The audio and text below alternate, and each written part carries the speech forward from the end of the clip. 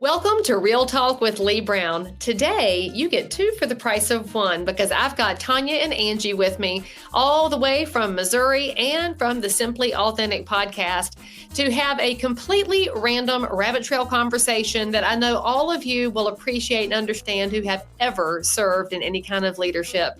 I had so much fun chatting with them, and I know you will too. So grab your notebook and enjoy the conversation. I'll see you on the other side. All right, Simply Authentic. I feel like I'm going to be outnumbered here with 2-1, but I'm excited to have y'all on the show today. How are you? Great. We're great. We're happy to be on. Thanks for having us. Yay. Well, I want you to go ahead and tell my audience who you are, where you're located, how did you come to be on the show? Give them a little thumbnail of Tonya and Angie, one at a time, please, though, because obviously you're two individual peoples. Okay. Angie, you go first. Okay. Angie Mullings. I'm the broker owner of Century 21 Integrity Group. I'm in Springfield, Missouri. I have an office in Hollister, Missouri as well. So we serve both areas.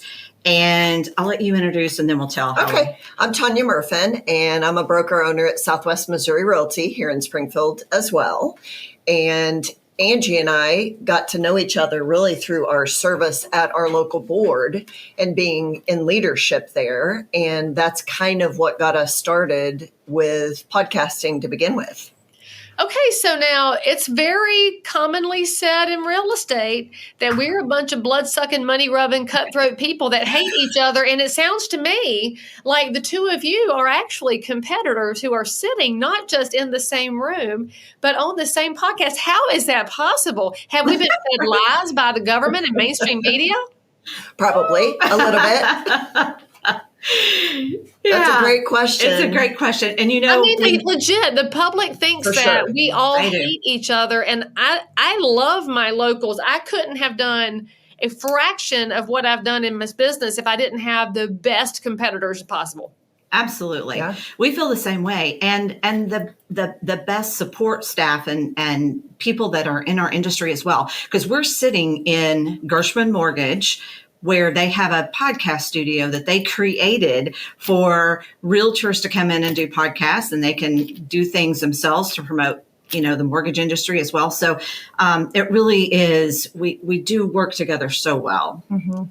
By the way, nobody's violating till RESPA, no money changed hands. There's no shady shit under the table with Gershon Mortgage. I should probably throw that out there. Yeah, no. None at all. No. Willing. We're all willingly here today. I mean, we live in a crazy time, y'all.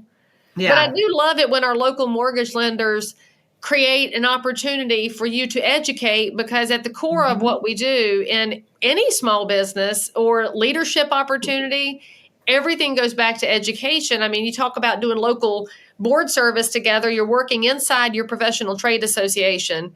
And I think we can all agree the biggest challenge we have is that the people who belong to that group don't have the foggiest idea what it does and desperately need to be educated on that, but they are blind and unwilling to listen. Leigh, it's not just the people outside, it's the people inside our organization too that still are not, they don't get it. They don't understand what we do and advocacy, all the things that we do to help the public and our community. And I will add to that Angie and I are lucky that we got involved at the board because somebody asked us, right? Mm-hmm. There was an ask or we were voluntold. And we realized how important it was to serve the membership and how much we learned and how many friendships with other brokers and other realtors we made. It just helps you understand the intricacies of our industry a little bit more. And obviously it helps develop friendships across brokerages that you can use to your advantage. And really why we did the podcast in the first place was to give back what we've learned in our roles in leadership and just being broker owners of different companies. All right. Well, tell me, why did somebody, whoever that somebody is, and you can name them so they get their little warm and fuzzies from it, Why did they ask you to get involved down at the board? Had you said or done something that told them this is a good bet for leadership, or were you just around and available and they were desperate? What did they see in you? Maybe both. Oh, yeah. I mean, we've all been desperate to fill a chair before, but the right people don't just fill the chair, they do something with it. And so I'm just so curious as to if they told you why they picked you.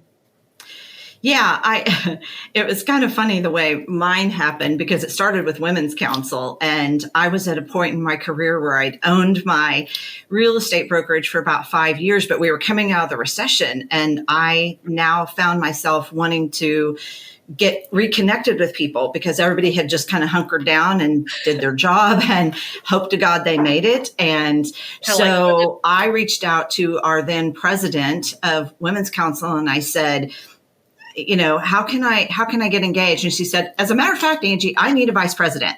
So how do you feel about that? Oh, would you like to run the whole thing? We'll take Yes, exactly. Yeah. And for me, funny enough, our now CEO at our board was the person who voluntold me, and he was the president of the board, so in a volunteer position at the time, and they had a vacancy. And so he and I had actually been doing a deal together, and he got thrown in as the broker of his company at that time because something happened, something went amiss with the agent involved. That never happens. Yeah. And I was on the other side, and he just called me one day and said, hey, have you ever thought about getting involved at the board? And I was one of those, Leigh. I had no idea what happened at that place other than I sent a check and I paid my dues, right? And they provided me the MLS. I had no idea what was behind the scenes. So long story short, I went ahead and applied and filled that position, and then went on to serve as president eventually. And he now is the CEO of the board. And so he had the experience of being in the leadership and volunteering. So when the position came open, he was a great candidate for it. Okay, so my question to you both are broker owners, which means you have a certain level of things you have to do, whether it's supervision of your agents and advertising, selling yourselves, running your home, your families, all these other things. I would say probably the number one excuse I get from people when I say, why don't you think about serving, is I'm too busy. So how did anybody get you, who are very busy, to say yes? There comes a point when I hate that saying, when people say I'm just too busy. I'm thinking there's no such thing. If you find something important, you will find time to do it. Oh, wait. Say that one. Back. Let's hear that again from the back. What? Say it again. If it is important to you, we will find the time to do it. Mm-hmm. Yeah. And the reward on the other side is so much greater than you could ever expect. You give of your time because that's what you want to do, and you don't think about what you're going to get in return. And it's always so much more.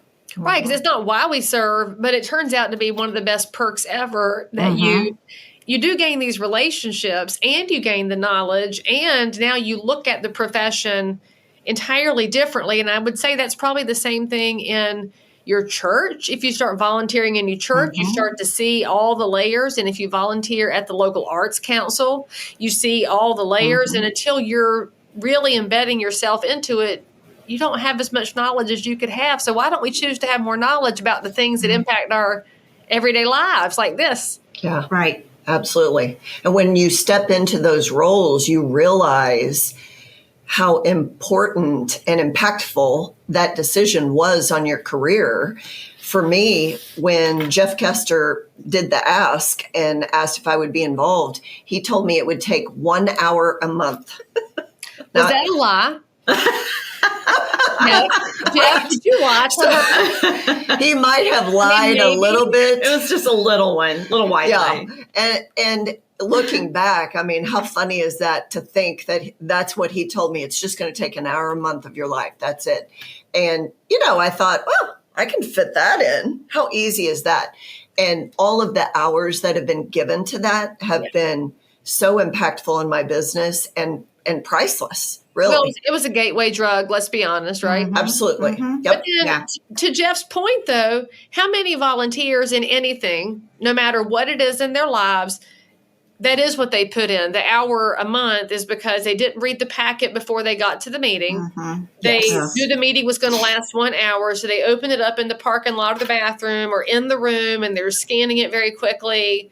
And then they do something while they're there, and then they vanish. And sadly, that's probably the bulk of volunteers in anything in life, and they're still Right. very valuable. They still bring something to the table, but Sure. how much more could they really bring if they invested in it just an extra 30 minutes? Pay attention You're before right. so that you can then be a part of it. So, Jeff, we know you lied to her, but we also understand where you got that information. So we'll just cut you a little slack here. Right. Yes. Because we know you're watching this to see what's said about you. That's right. Absolutely. All right, so I want to hear how the Simply Authentic podcast got started, and give me a little background on what was the big dream when this came out of nowhere? Well, pretty interesting story. First of all, Leigh, I want to tell you that in 2019, I think it was, I was at the NAR conference, and there were a couple of guys gave a presentation about podcasting. And that room was this small. Yes. They didn't realize how many people were in podcast world. That thing people were falling out the door. Yeah. And I was late. Just full disclosure, I was late. I wasn't going to say it, but I was so late. I was like, I'm so sorry. Anyway, I remember that room because it was just big. Oh. Yeah. So at that time, we're going back, 6 years now. And I had the thought then that I really wanted to do podcasting was something I thought I wanted to do. But the technical side of that, I mean, I can talk to anybody all day long, but the technical side is not in my wheelhouse. But it was funny the way that then fast forward to 2023 and Tonya called myself and a friend of ours who is a speaking coach, and she just wanted to have lunch. I thought there was some alternative motive, but there wasn't. There usually is. But we get to breakfast and we just start talking about our years of experience and how we enjoyed working together at the board and how could we turn that into something. And she's the one who suggested it. And I remember we both were like, oh no, we can't do that. We're two brokers, right? We're two competitors. We can't do that. But wouldn't it shake up the world if we did? And it did. The rumors that went around, because of course we started working on it and we teased it for months. And of course people thought, oh, Angie and Tonya are joining forces. They're going to merge their brokerages. And that really has never even crossed our minds because we're both great where we are in our business. We did this for different reasons. And really, I was coming off my year of presidency at GSBOR from 2022. So the beginning of 23, I was fired up and a little let down from my leadership perspective because I was done, right? And you're a nobody. Once you are not president anymore, they've already started talking to the new president at the end of the year. You serve one more year, but you're a nobody. And you're there for perspective only. And I just knew that there was some measure of giving back that was pressing on me. And when podcast was said, she and I literally looked at each other and I was like, oh my gosh, I've thought about that. And she was like, so have I. And she had thought about it to the extent of she had already planned a name for hers. She had gotten a logo for hers. She had done some behind the scenes work in secret. And we had no idea. So I don't know. We were like, well, why not? And then we have to plug Gershman again. Angie says to me, because the whole technical side of it, I was like, I'm not technical. I can't do this. I don't know where to start. And she was like, well, Gershman just set up a studio for agents to come in and promote themselves. We could ask them if we could use their studio. And away we went. In your journey of starting this up, what's been the biggest surprise? I always say the people, the conversations we've had, the things I've learned, again, you start out, you've got 30 and 27 years of 23. So yeah. 53 combined years of experience in real estate. So you start out thinking that you've got all this depth of knowledge that you can share with people, consumers, other realtors, etc. And then again, the gift is that you get to meet so many great people. I don't think anyone has turned us down to be on the podcast. Yeah. And just the things we've learned about our community that we've been able to share with our listeners and the stories that we've heard. Some of them will bring you to tears, and the acts of kindness and the giving back. I mean, I hope we're showcasing the best of the best in the Ozarks. Yeah. And I would say, of course, the relationships we've formed, the people we've met, but also the following that we've had. Of course, you hope that somebody's going to listen to that first podcast. And week after week, now we've done it for a little over 2 years, we have someone new reaching out saying, oh my gosh, I love that. Or I shared that with a friend. Or, we've started to maybe get some real estate contacts and business over the podcast. And, that's just that's icing on the cake when we know that we are either helping others or we're answering questions, or someone in our community had no idea that this entity existed and they need that. Right. Well, I think a lot of people get into that attitude of scarcity that says, if I talk about all these things around my community, if I talk about real estate, my competitors are going to get all my secrets, and then I will have no more business. And what you're saying is the absolute obvious opposite, which is you've got that attitude of abundance where you're talking all about your community and all about real estate. And then it's helping other agents. Oh, and Shazam, there's some business over here too, because as it turns out, there are no big secrets in real estate, except that we don't talk about all the different angles as much as we could. Yeah, exactly right. Yeah. You mentioned something that I have heard over and over and over, and it's one of the most pervasive things that happens in leadership, and nobody's talking about it. And that is the way it feels when your term is over, that you fall into this space of feeling not important when your perspective is actually the most important at that point, because you can supplement what the new people don't know. You've experienced some highs and lows and some conversations that will never happen again because now you have different people in the room. But it's a letdown. And I will never forget a conversation I had with a local real estate board president in Idaho or Utah. It's one of the states in the near Canada, way out there. I think it was Idaho. And when I talked to her after her term ended, she was so depressed. And everything she said was, I don't know who I am. When I'm not president, I've lost my identity. She had gotten so wrapped up in it that she was lost. And it took her probably 3 years to regain her juice, because she's amazing and brilliant and brought so much to the table. And I wonder what we do to our leaders that is causing them to feel so unnecessary at the end, instead of figuring out how to create a better pipeline that doesn't just end. So I'd love to know your thoughts on, I mean, y'all could do a great episode on this, but how we felt at the end is so valid and so ubiquitous. And it's not just in real estate, it's in the Red Cross or the local Republican Party or whatever your position you're in. Why do we cast people aside so thoroughly at the end of a very hard fought and hopefully productive journey? Right. That's a great point, Leigh. I think you hit it on the head. We really should do an episode on that. In our local board, you spend 4 years preparing for your presidency. So you're spending a ton of time at that board office. They sort of become your family, right? These people that you serve with. Yeah. And you're used to seeing them all the time and talking, and you've created this relationship. I was president of the local board in 2019. So then my term as immediate past president would have been 2020.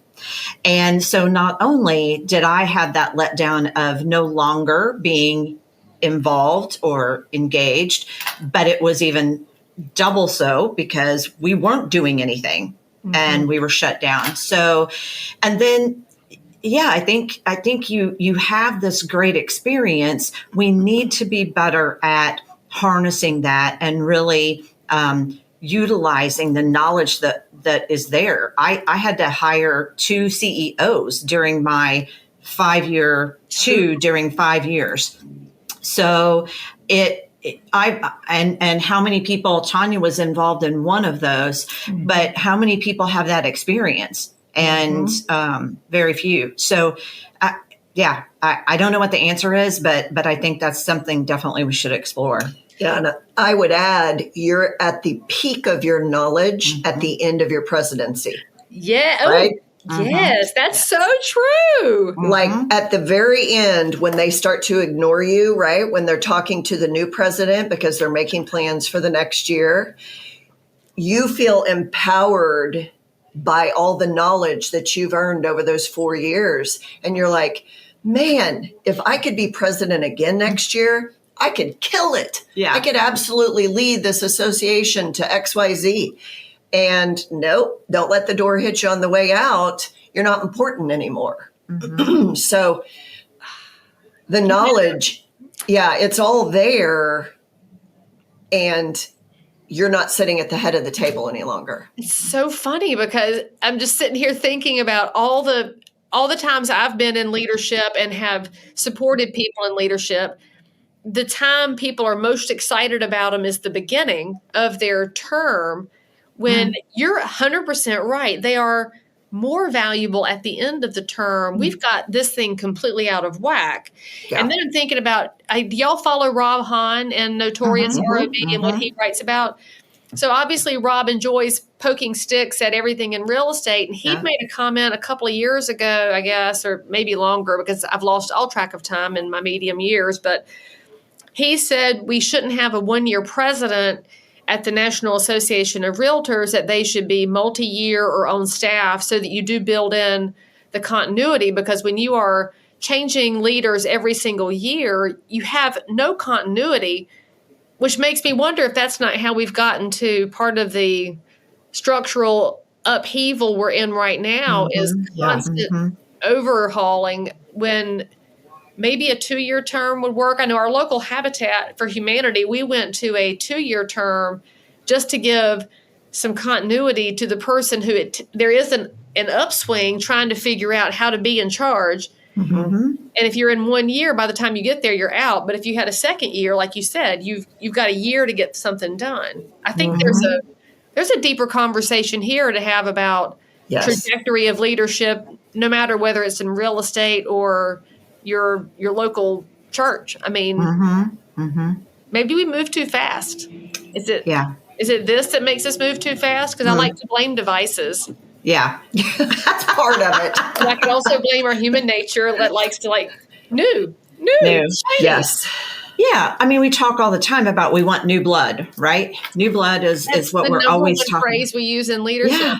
Yeah. It's sad.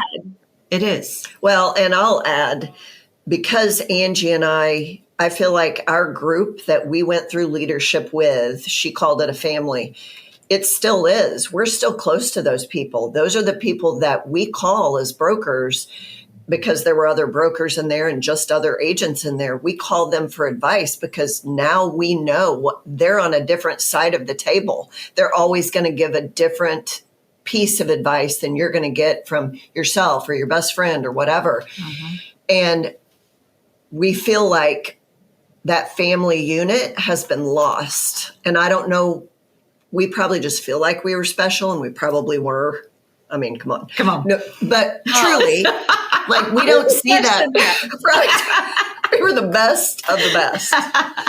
But we don't see that family unit being there. And on my way out, I kind of felt it starting. And then the next president, she agreed with me that the family unit was lost. And is that because the new blood comes in and they're just maybe so fresh into leadership, they don't have the same goals, or they don't have the same capabilities?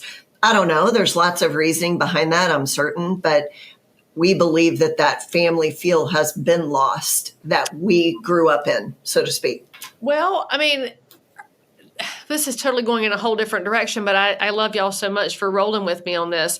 Mm-hmm. When I was coming into my role as president for the North Carolina Realtors, I had several voices that were like, don't mess with the past presidents. They're terrible. They're awful, blah, blah, blah, blah, blah.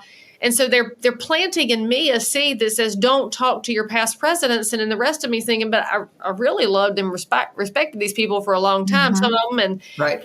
I'd love to talk to them more, but now I'm being told not to. Then I realize the ones telling me not to talk to the past presidents are the ones that want to be president. So I'm listening to the people coming up the ladder instead of the ones who moved off the ladder into the next plateau of their space.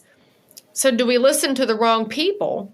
And then I wonder, I'll just put a little asterisk on that, though. There are some past presidents that need to let go, though, because it's not their team anymore. Agreed. They need to let the new people find their way. It's a balance you have to strike.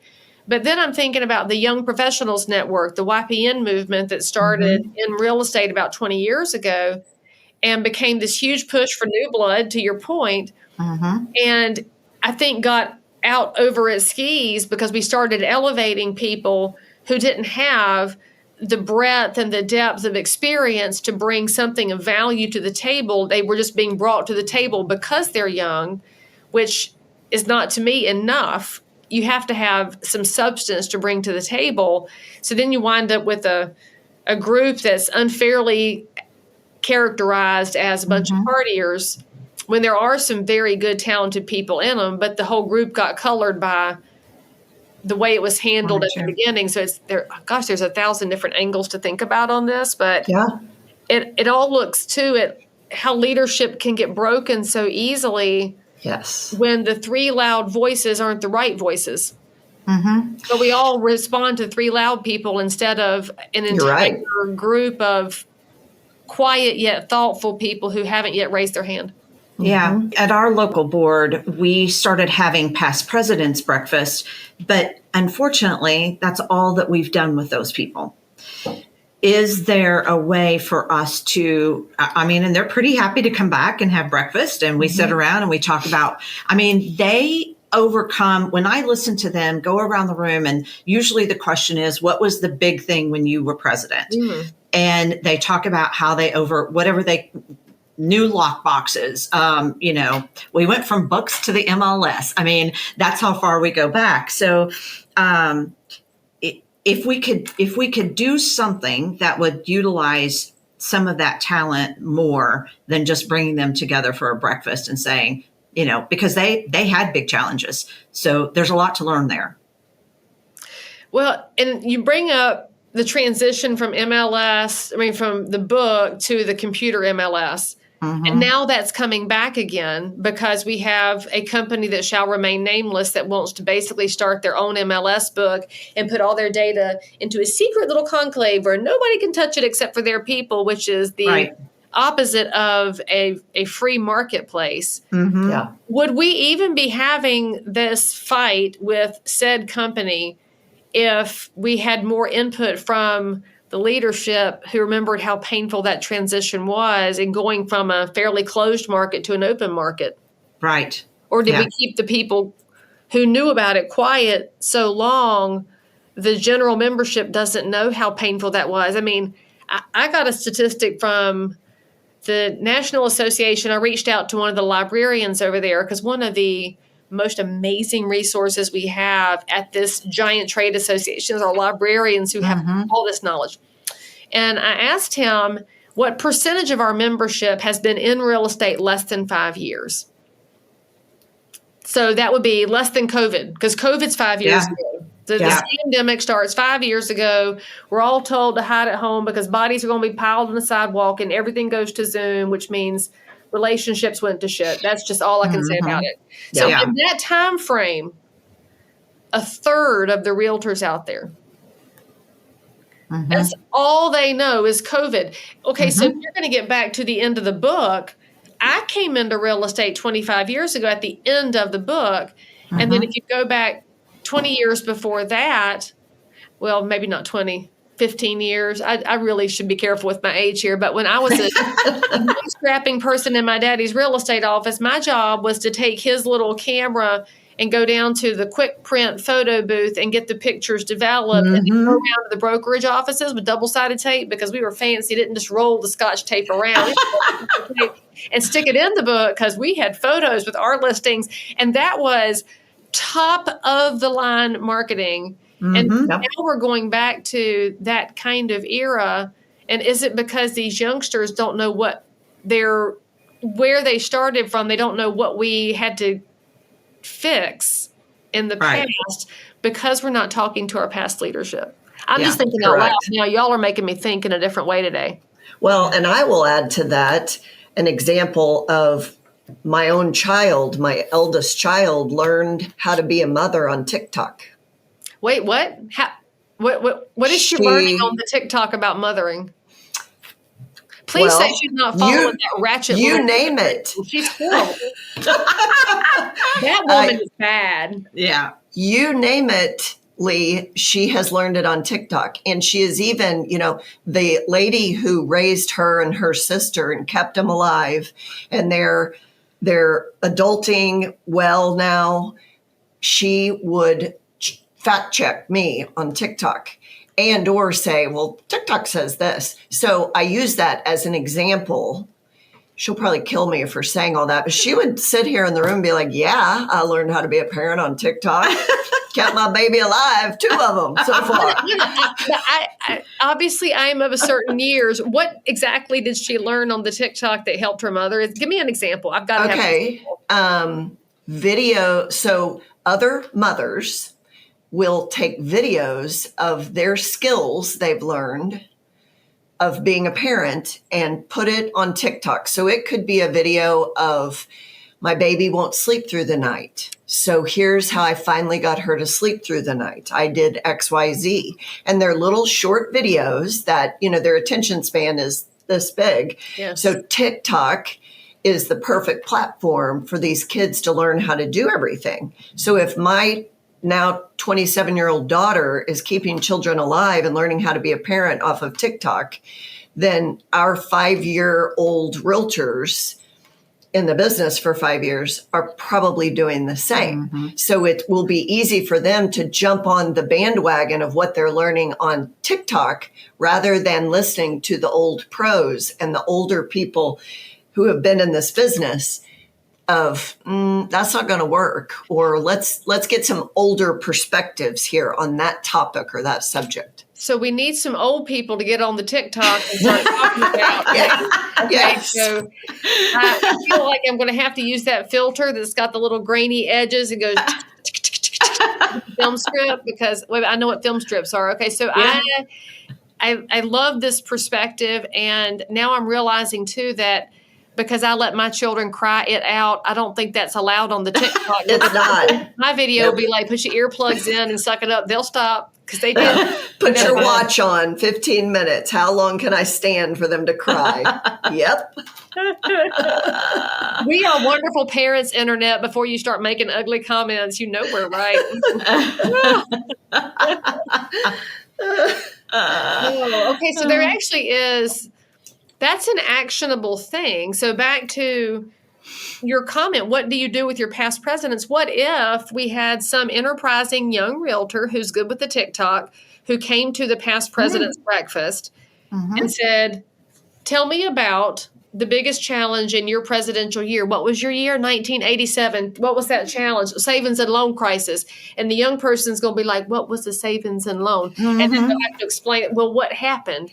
We could build an amazing library of real information if the youngs would lean into the olds and then put it out there for the world to see. I think we just solved the problem. I think we did. We totally did. It took us, 15 minutes? We're going to copyright that. You're powerful. And I'm just going to say, Lori could have been part of it, but she's in the background. Where's Lori when we need her? And Jeff's going to take all the credit because he tapped you on the shoulder. And at Women's Council, we always say leaders made here. So there's Women's Council plug. Okay. I bet. I think I can actually implement this idea at the state convention this fall when I have the past presidents meeting. That will give something to do with the past presidents meeting besides complain about things, because it does happen sometimes in the past presidents meeting. Yes. Yeah. I love that They idea. complain about me. They like complaining that I make too many videos. So I'm going to turn it around and say, look, I'll make fun of you this time. Let's go. Yeah. I love it.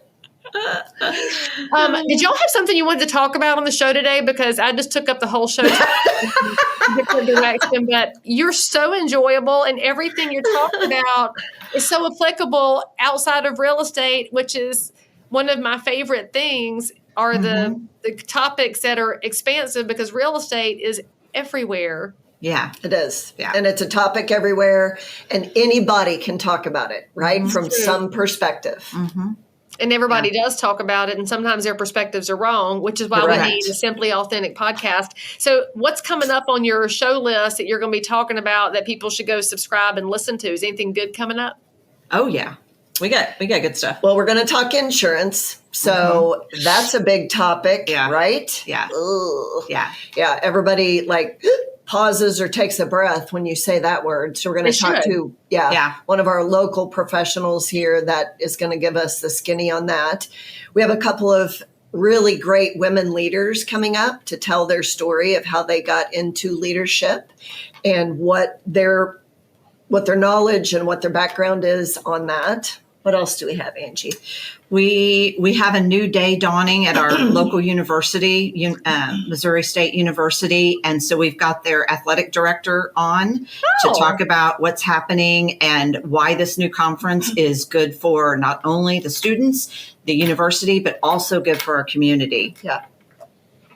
Oh, do we have to talk about athletic conferences? Because I stay mad since my school's in the ACC, which stands for Atlantic Coast Conference, and ain't nothing Atlantic or Coast about it anymore. I'm tired of it. Bring back regional conference.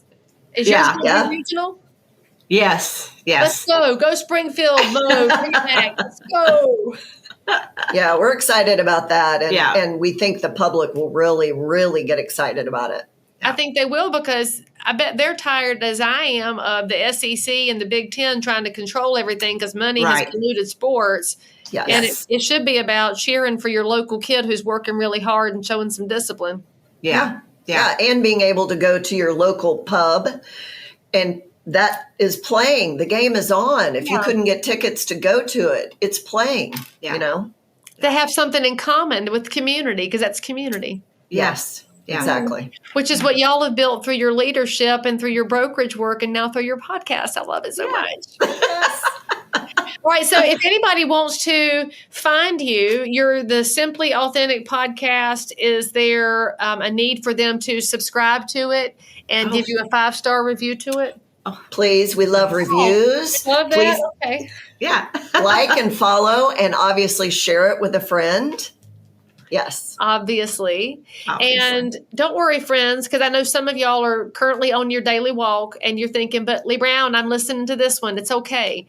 Everything's in the show notes for this episode. You can go click to subscribe and follow. And I just bet if you are a super interesting person who has something to offer, they might bring you as a guest on their podcast. And so you should probably send a lovely little note and say something cute about their hairdo or their dress in my comments, and then they will give you preferential treatment. So make sure you go follow them and follow up. But ladies, I just want to thank you for coming on the show and for, frankly, letting me take the conversation in 1,000 directions, because I feel like we're on to a really good vein of topic here, and I'd be so excited to support your conversations on it so that we can do some good beyond ourselves. That sounds great. Absolutely, Leigh. We look forward to it. Well, thank you. And I will look forward to seeing y'all again. Y'all say something nice about these ladies in the comments. You can even say something nice about Lori and Jeff, since they were part of this, even though they're off screen. And most importantly, click the bell to subscribe, and we'll see you back here on Real Talk with Leigh Brown. Ooh, if that doesn't give you a new perspective on real estate, or at least make you laugh out loud, you need to check your polls, friends. Now listen, if you loved what you heard, go ahead and click the subscribe button, hit the bell if you're on YouTube, follow on that favorite podcast app, and pretty please leave me a 5-star review, not just for me, although I do totally love the affirmation, but but because it helps other people find the truth behind the real estate curtain too. And hey, if you've got a wild story of your own or something burning you want to learn about in real estate, you can slide into my DMs, as the young folks say, or shoot me a message. Maybe you can be the next guest on Real Talk with Leigh Brown. If you keep showing up, I'll keep bringing the chaos, the coaching, and the crazy stuff we all love in real estate. I'll see you next time, friends. And remember, real estate ain't always pretty, but it's never boring.